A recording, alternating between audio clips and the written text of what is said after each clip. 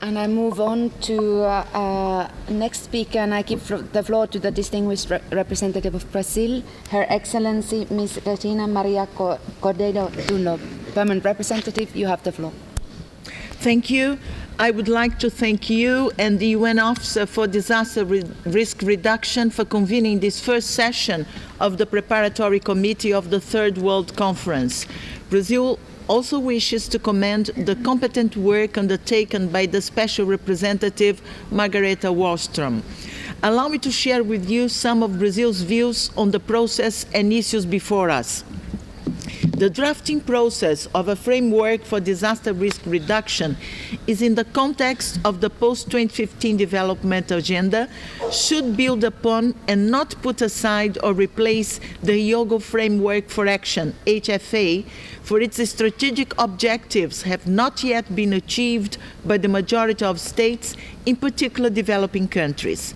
The evaluation of the HFA and the identification of existing constraints and challenges will contribute to ensure that the new framework of action is adequate to the reality of developing countries, is coherent with the post-2015 development agenda, and promotes horizontal cooperation as an important tool to achieve the expected goals. The revision of the HFA should also reinforce the understanding that climatic phenomena are natural, but disasters are not natural or external to social structures. In this vein, poverty and social inequality are two major risks that mainly developing countries are exposed to.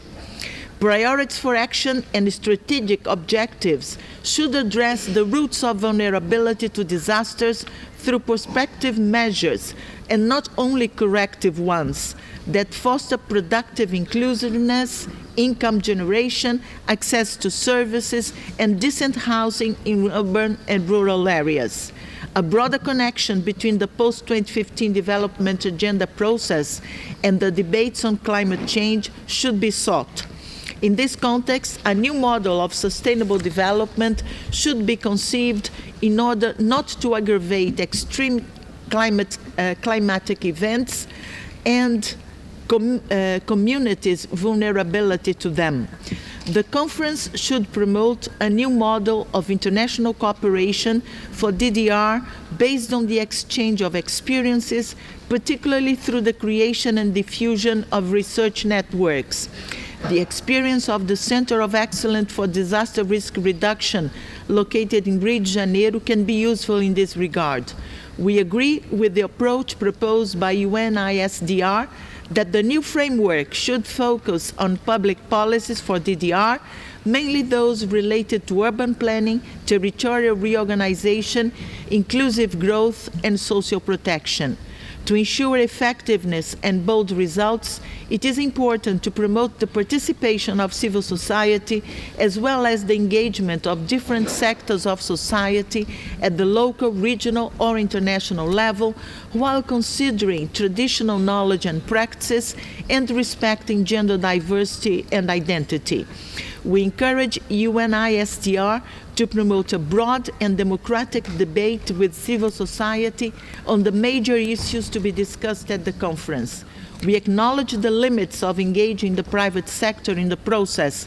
Investment in the reduction of risk should not be seen as an opportunity for shared profit. The public sector, civil society, and the private sector should join efforts in articulated actions so as to guarantee, defend, and promote human rights.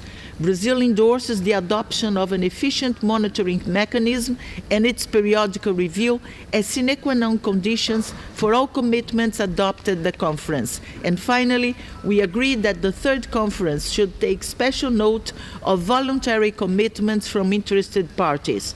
We further suggest the consultation process to be as comprehensive, participatory, and democratic as possible, taking into account national, regional, and community specificities. Thank you. I thank you, Madam Ambassador.